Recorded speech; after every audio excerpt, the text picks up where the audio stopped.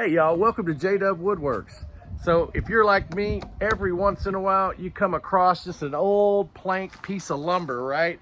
I got this one out at the beach down in the Texas coast, and you can see that it's weathered, pretty weathered. It's got some nasty goop in here. There's all kinds of things that you can do with these planks. I'm gonna actually get this thing cleaned up a little bit. And it's hard to tell when you first start one of these projects and you see the condition that it's in, exactly which direction to go. So I'm going to walk you through what I'm going to do with this and kind of go over in detail the steps that I take to take this old nasty piece of plank lumber and turn it into something quite amazing. So stick around for the journey, and you know what we're going to do today? We're going to make a mess.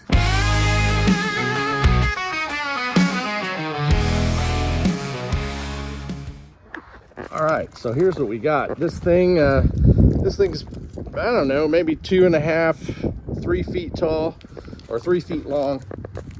It's pretty tore up here at the end, but it's solid. There's a little bit of rot in there. When you find a piece like this, that's gonna be pretty normal. Don't worry about that. And don't go crazy and start breaking all this off. I like to wait and see what the piece reveals as I work with the wood, as I get it all cleaned up. Sometimes there's little holes, little bore holes in there. You can see that there's still sand from the beach. And the other side, it does have a little bit of a dip right here. Let me see if I can catch that. Yeah, there you go. You can see that it's not completely straight, which is fine. That makes it really cool and organic, I think. The other side, a lot of dirt. You can see some little roots in there. All that cleans up pretty easy as well. Again, the rot in here, I'm not worried about that. I can just take a steel brush. Even got a little critter in here. Where is he? There he is. Yeah. So you'll come across all kind of stuff when you're messing with these, but at any rate, I'm going to go ahead and take a couple of brushes, and oh, cool! There's a nail right here. Oh, and another one. Yeah, you see that? Yeah, that's neat. I'll leave those. I won't take that out at all. So let's go ahead and get a steel brush on this and see what we can get. All right. So I just pick up these little brushes. They're different courses. Some of them are a little bit more sturdy. Some of them are. This is made out of nylon. These are cheap. I go through them like crazy. Whenever I'm first working with a piece like this, though, not knowing what kind of dirt I'm going to get in there, make sure you got a dust mask of some sort. I'm outside, so I'm not worried about the dust getting in the backyard, but if you're working in a garage or a shop, you know, having a dust mask, a dust collector, or some type of ventilation is going to be really important. Also, safety goggles. Okay, so I'm going to go ahead and just take this guy right here, and I'm just, oh yeah, see, I'm just going to draw it right across, just like that. Let me get you a little closer. Let's see here. There we go. You see that? That's better. Yeah. And I'm putting medium pressure on this to get that dirt out of there. I could use a grinder or some type of attachment on a drill with a wire brush attachment, but you don't have to. You can just do it by hand. So if you don't have the power tools, don't worry about it. Your arm's got to be your power, right? So just work on those pieces. Get nice and clean. Yeah, this is already. This is going to be cleaned up really easily. But you can see the dust, dirt, dust. Who knows what it is? And also, look, this piece doesn't have any creosote on it, but on occasion I'll come across a piece that might be like an old telephone pole or an old railroad tie.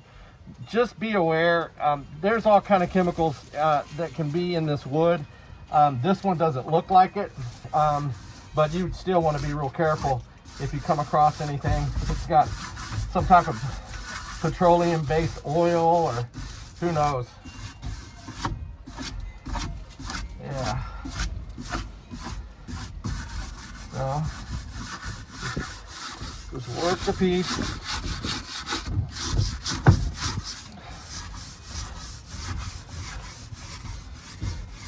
I got a buddy he's one of my subscribers. His name's Stefano, and he's in Italy. And he's right there off on the coast. And he just shared with me his new shop out on his balcony that overlooks the Mediterranean Sea. Yeah, go figure. Absolutely amazing. He's a great guy. He's gonna start doing some projects and sharing those with everybody. There we go. In case you didn't know it, also yesterday I hit 1,000 subscribers, so that was pretty cool. My wife and my son were here with me when I hit that number. It was great. Very exciting stuff. All right, oh Jesus, let's turn that around. There we go. Yeah, that stuff comes right off. And I'll have to hit it with a compressor. You could use a good stiff brush or broom. You want all that dirt out of there. I don't bleach the wood that I use. I get a lot of questions about bleaching.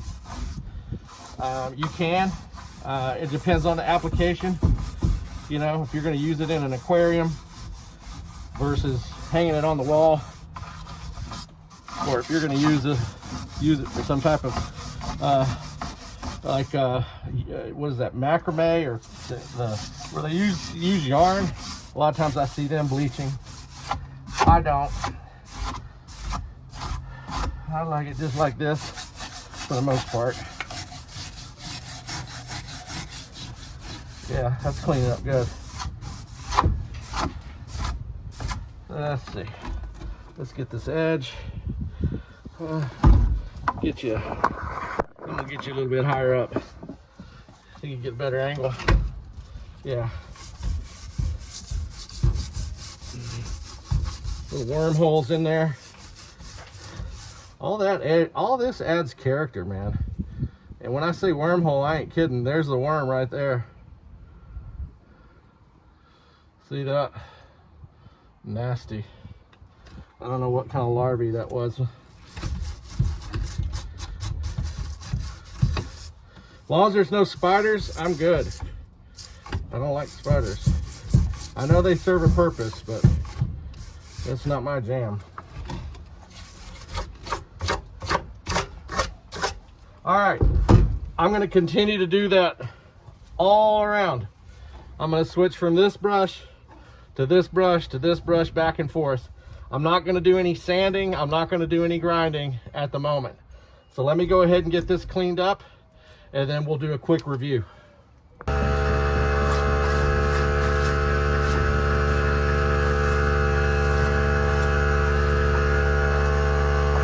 don't forget, subscribe, okay?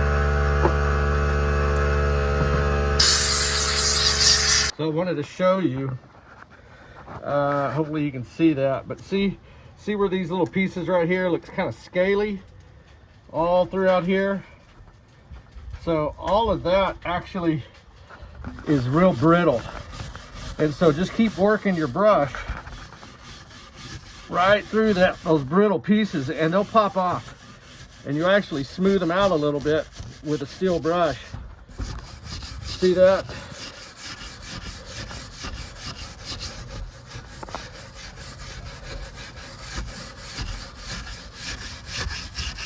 Yeah, all that just breaking off, and it just turns into dust, really. But you don't want all those little pieces coming off.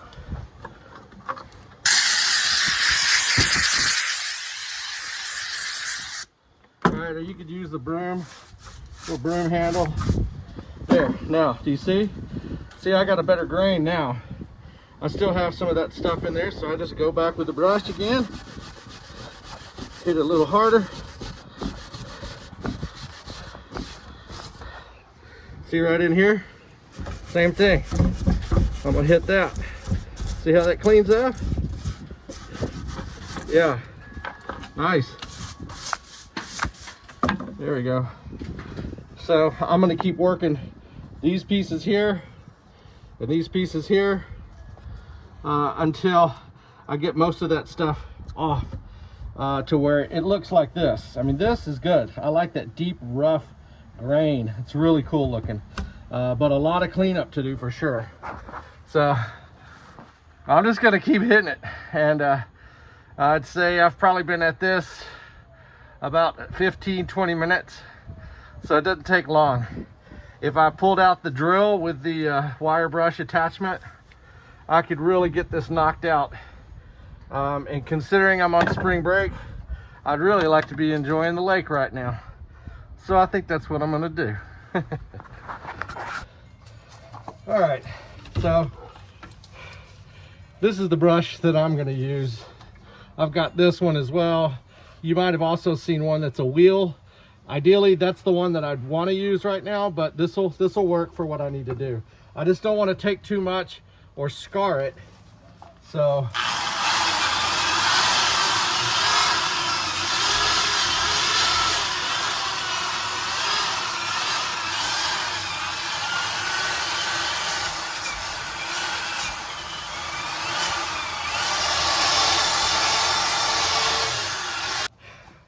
let me mention, let me mention real quick. So this is a really stiff brush, okay? And if you're not working with a hardwood, if you're working with a piece of driftwood that's too soft, this is probably gonna just scar it and rip it to pieces. This plank is super hard.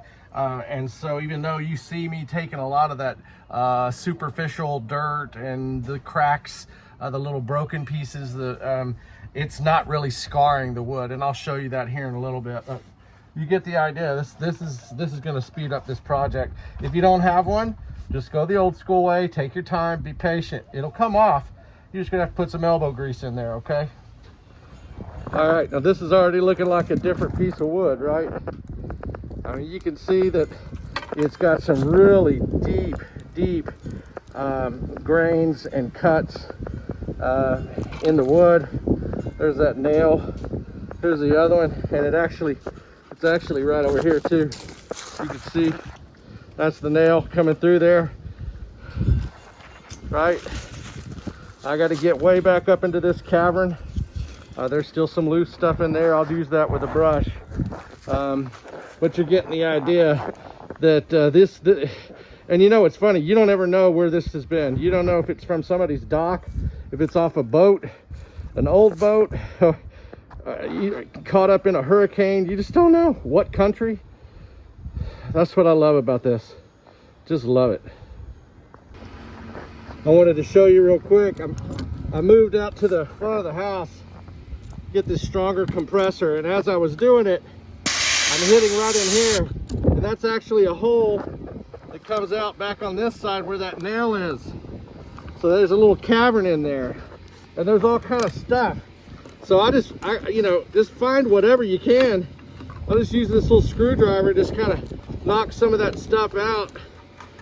I can't get a brush in there, but if I just kind of scrape enough and then hit it with a compressor, and it blows it out the other side, right? Yeah, that's the process. Just keep doing it over and over until we get ready to figure out what we're going to do with that, do with this piece, which I'm getting real close to right now. All right, well, this is a totally different looking piece. This has been about a 45-minute, maybe an hour I've been at this to clean this up.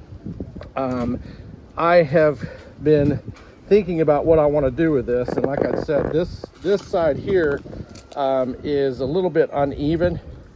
Let me hold that up a little bit.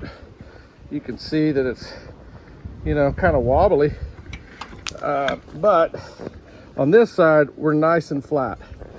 So what I thought is, if this is, sorry, there we go. So what I thought is, if I use this piece as the front, I can hang this on the wall and make a really killer hat rack. Let me see if I can, I'll move it over here. There we go. So there we go. So let's see there. Yeah. So I could do it long ways, and that would work with, you know, a hook here and a hook here. I know there's a cavern back behind here, so I'd have to do it fairly high, or go right here in the middle in this little piece here. I've just got to figure out what to use for the hooks. And I actually found some old railroad nails, those railroad tie nails. They're really big, and so I thought maybe I'd get those cleaned up and just put 2 of those in there, dry set them in there, and then put some epoxy to hold them in place, and then put a finishing coat on this sucker. You could also do it standing upright. You know, you could do it up and down. You could do it that way too, but you'd only get 1 hat, and I don't know. I like it horizontally versus the vertical look, although that's really, really cool too. So either way, I mean, that's your choice, right, on how you'd want to do that. Let's go ahead and get those railroad ties cleaned up and see if we can get those mounted in here today. All right, so these are what I was talking about, the railroad spikes. Got 3 of these. They need to be cleaned up for sure.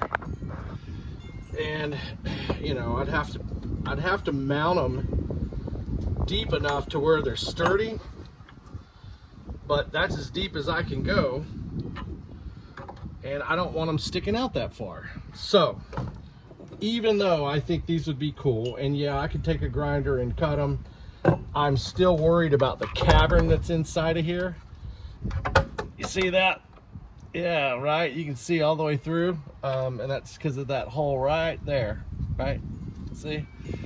So rather than do that and get frustrated, and I don't want to break another piece, I got these. I actually bought these on a discount. These things are so expensive, whether you go to Lowe's or even online.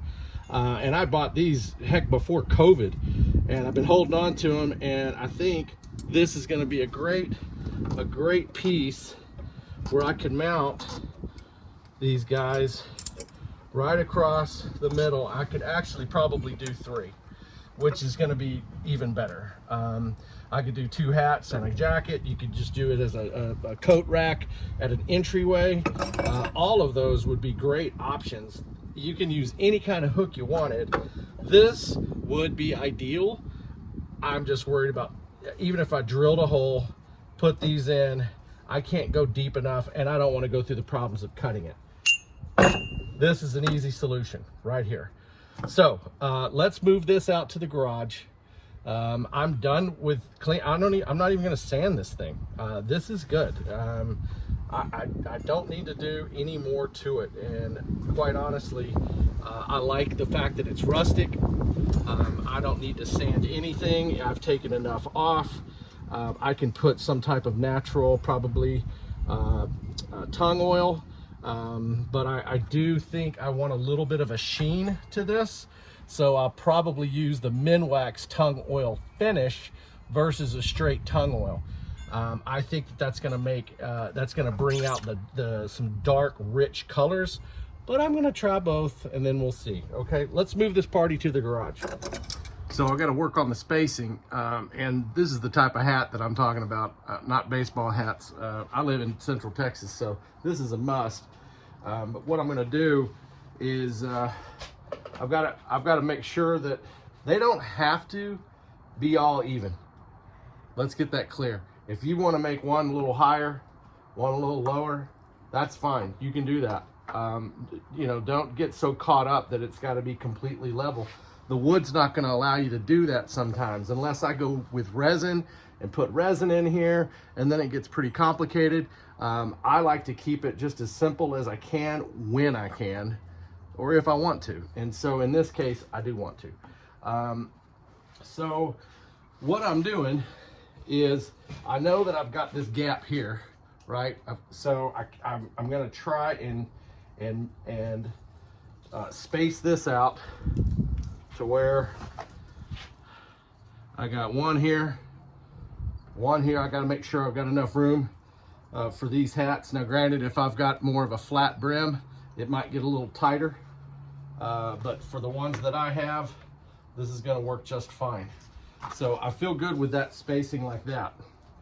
Now I have to take into consideration, oh, let me set that right there. I have to take into consideration, do I want them all even? I'm going to try to keep them even. And to do that, I just need to put some type of a straight edge, right? And then I'm going to do a quick measurement from the base right here. And if I could extend that out, what would that look like for this one? On this side, I've got all of these deep grooves. And so when I try to screw it in, that may not work. So I'm going to have to split the difference from this crack to that crack. And then I can line these up accordingly, or I can drop it down a little lower if I need to. Does you see what I'm saying? So let me go ahead and take a quick measurement. I might as well just use this since I've got it. I am exactly 5 inches from that base. And granted, this is not going to be completely straight. The bottom's not going to be completely straight, but that's okay.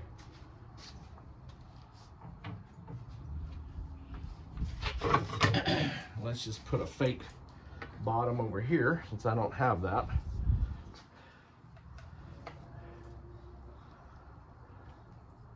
Believe it or not, that's pretty close. That's pretty close, which is great. That's freaking amazing.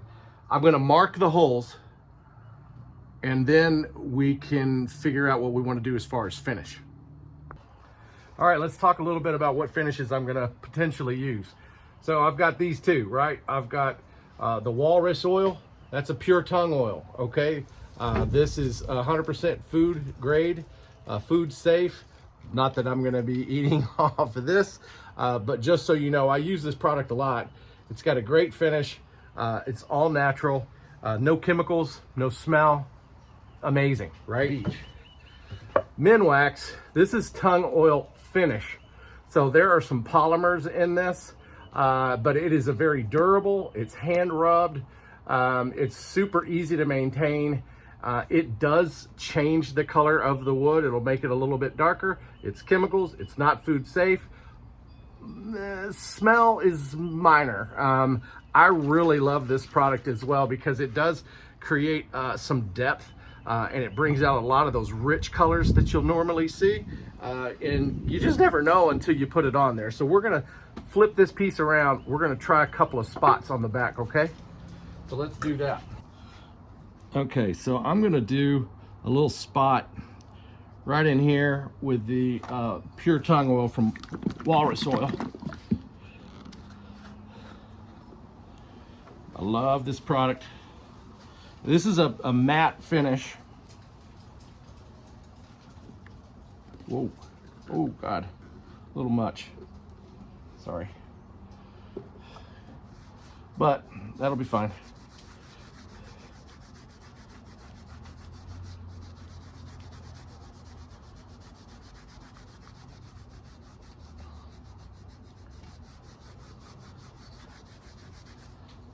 All right. I got some lint. I need a different, I'll probably put it on with a brush because this has got some lint on it. But again, this is the backside. We're just testing it out. Let's give it a little try with the Minwax. Let's see which one we want to do. Move this over just a little bit. There you go.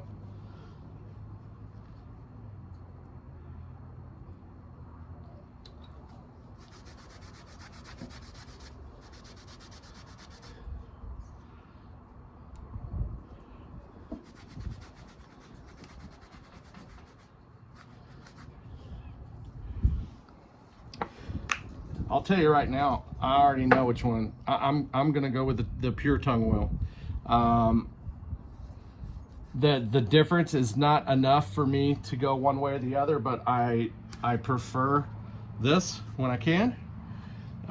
Nothing against Minwax. I use their products all the time. So, fun. Let's get a brush and let's put this on. I'm gonna get you up high where you can see this turn out.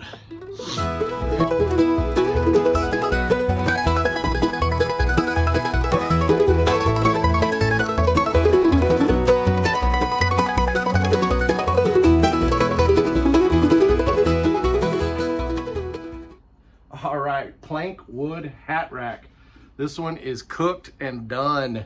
So, you know, I hope that you found that the demonstration and the process of taking this old piece of lumber, wherever it's from, you know, and that's the cool thing, because this thing's been floating around in the water. It's been sitting on the side of the coast of Texas, but that doesn't mean it's from Texas. It could be from anywhere, and I don't know how old it is. You know, I've got these cool little nails coming through there, a lot of deep little ruts, and serious grain. It just really turned out great. Now, let's talk about a couple of things.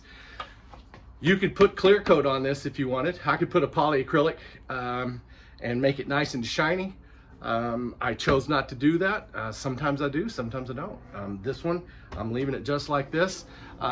You could have also just taken the polyacrylic over and don't do any tung oil, and it would have been lighter, right? You could use that polyacrylic. This turned out a little bit darker than what I thought, actually.